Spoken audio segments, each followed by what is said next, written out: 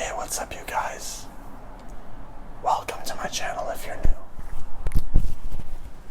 Welcome to my channel if you're new, and if you're not, come va? I'm just gonna warn you, I'm gonna start speaking in my normal voice now, so if you've raised your volume, put it back down, because I don't want to pop your earphones. Hey guys, how are you? I got this new mic last week and I'm still trying to figure it out and trying to understand exactly how it works. Anyway, sorry about the weird intro. I just thought it would be a cool way to show it off. I don't know. I don't know where my mind goes. New mic is a thing. You will also notice I'm a lot darker than usual. This is not a tan. This is a really bad sunburn. You can see it from my, oh my God. Those of you who followed me on Instagram, you will have seen that last weekend I went on a hike and this happened to me. So I'm getting as many videos out now before my face falls off. If you guys are already subscribed to the channel, welcome back. How are you doing? Hope you're doing good. If you're new to my channel, hello, I'm Philco from Philco Films. I hope you'll stay and have a good time here. You can join the family, join the squad. The reason I'm making this video is because a few weeks ago, I was guesting a podcast called BORDERLESS, which is hosted by Jessica Suarez, and she's putting together and bringing together people who are known as third culture kids. So people that, like me, have lived in different countries during their upbringing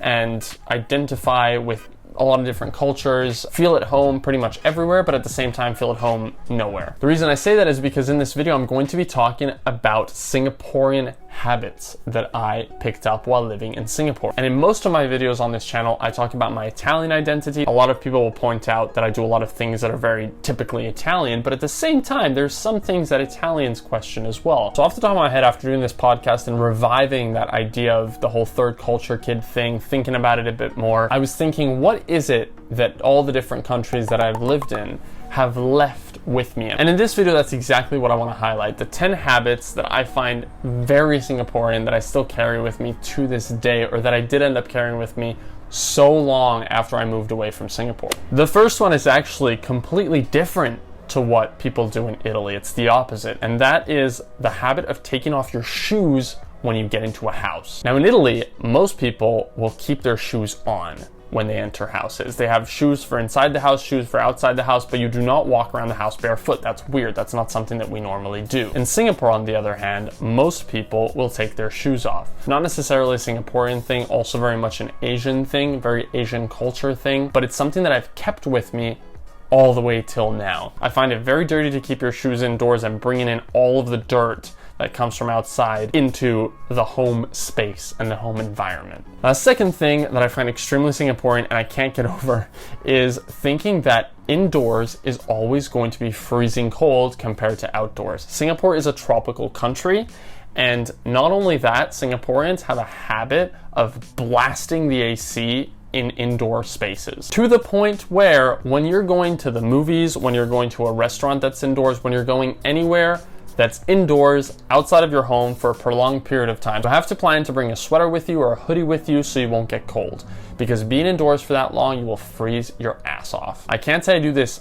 all the time now, but still, specifically when I go to the movies and it's summer, I'm like, I need to bring a sweater with me. While in the UK, it's actually the opposite. In the summer, a lot of movie theaters are not air conditioned, so you tend to like sweat like crazy. And still, the idea of sweating indoors, sweating in cars, sweating when you're in an office, a school during the summer, that is so weird to me. The next point I've got here is the MRT. I can't even begin to tell you how long it took me to get used to calling the tube and not the MRT. If you leave London and you've lived in London for your whole life, you will naturally call the form of underground transportation in your next city the tube. I just called the underground system the MRT for like at least a year and a half after I moved away from Singapore. I just couldn't get it out of my head. Now the next one is being ultra sensitive to PDA, or public displays of affection. In Singapore, PDA I think is illegal, or at least it's not really something that is widely accepted. I don't know if things have changed now, but at the time that I lived there, it wasn't something that you could do like you do in Europe. So seeing public displays of affection after I left Singapore was a little strange to me. This also applied to movies. In cinemas in Singapore, anything above a kiss was like rated M21. Singaporeans are very strict with their movie ratings. PG-16, is it PG-16? NC-16. PG-13, NC-16, M21, you would give those ratings out just like for the smallest little thing that was slightly raunchy. A kiss, a slight touch, a hardly sexual scene, that's like M21 right away. So any public display of affection, nuh-uh, doesn't fly with me. Get a room. Now the next one, thinking that snow is like a gift from God. Singapore, it doesn't snow there. It doesn't even get close to snowing. The coldest you get in Singapore is probably like 25 degrees if it's a really cold day. So as a kid, I never really saw snow. I used to go back to Italy during my Christmas holidays, but I live on a seaside town, so we didn't get snow there either. And snow was just something that was very foreign to me. Every kid that grew up in Singapore knows like Tanglin Mall was the place to go. There was like this event at Tanglin Mall, which was like this mall like in the central area of Singapore, where they literally sprayed out soap bubbles into the air and it would snow and you would just like play in the soap. It was definitely a health hazard because it must have been really slippery now that I think of it, but it was great fun. It was really good. They also had this place called Snow City where like they built an indoor like snow slope, and it wasn't even enough to ski on. They just gave you these big donut things that you would slide down the slope in. It was actually kind of funny. I wonder if they still have it. Guys, do they still have Snow City and like the Tanglin Mall event thing? Because I left Singapore in like 2009, 2010, and I was already kind of old back then. So this must have been something like 2007, 2006. Do they still have these things going on? I don't know. The next one I've got on the list, this is one of my favorites. Elderly people in my heart will always be auntie and uncle. When you get in a taxi, the guy driving the taxi is uncle. And when you get to order food and the elderly woman is serving you food, she's auntie. Out of respect, Singaporeans call elderly people auntie and uncle. That's just something that you do. You don't have to know them. It's the first time that you ever communicated with this person in your life, they are auntie and uncle. And I think it's really cute. It's something that I also grew up doing. I remember being like a kid and I would take cabs in Singapore and ask the uncle to take me home. And it was just second nature to me. You don't even think twice about calling them uncle because that's just what is the way it's done. Now this, I'm surprised is not a thing in Europe, because if there's one place other than Singapore where this should be a thing, it's here. And that is everything should be multilingual. In Singapore, road signs, public notices usually have English, Malay or Bahasa rather, Hindi, Chinese, Mandarin. You do get a number of languages. It's not everywhere. The predominant language is definitely English, but in select places, it's not uncommon to see things written in multiple languages because Singapore is such a multicultural country. Listen to the TCK podcast. This is such a big topic that we talked about as well, just kind of like cultural mixing and bringing people together from different places and what impacts that has in our experience. So if you're interested in that stuff, definitely have a listen to the podcast. Food courts. I need to bring up food courts because food courts are home. Just like in Italy, it's the bar where you get coffee. That is your meeting spot, that is your home. In the UK, it's the pub. The pub is the place where British people meet up and socialize and have a drink together. In Singapore, it's the food court. And whenever I see a food court, I'm like, Singapore. I love it. It's amazing.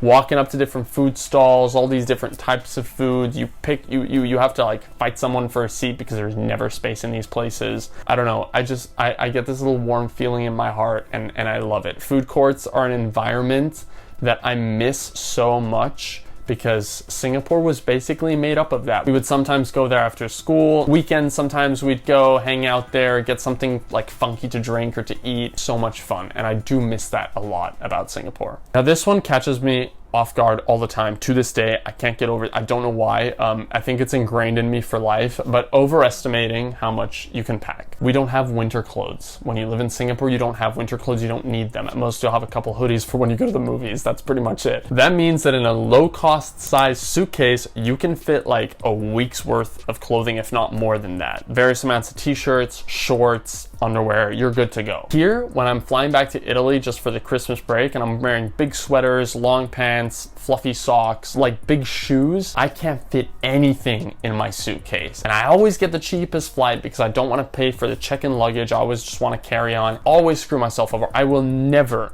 get this right. I always overestimate how much I can pack. In the summer, I'm fine. I'm golden. In the winter, you'll see me wearing the same clothes every single day. Sorry. So yeah, see, some of these, like, I don't have an issue with. I kind of got over them. Like, I've stopped calling the tube the MRT, but other ones are just ingrained. Like, they just don't go away. And that's the cool thing about like this third culture kid stuff. Things linger and are left over from different places you've lived. Anyway, I didn't talk about the last one yet.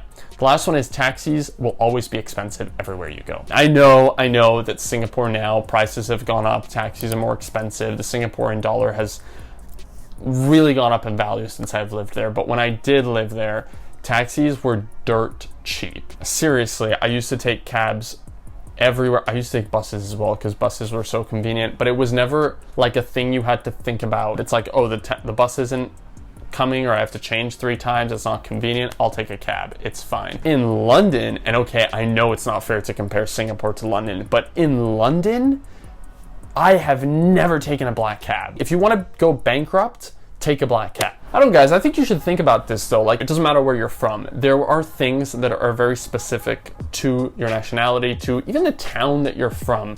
Things that people find normal or do every day in your town, in your country. And when you go abroad, they're just so pinpointable. All these identifying factors make up you as a person, in my opinion. And I think that's really interesting. I don't know, I'm just a fucking geek, but I think it's interesting. I hope you got a few takeaways out of this.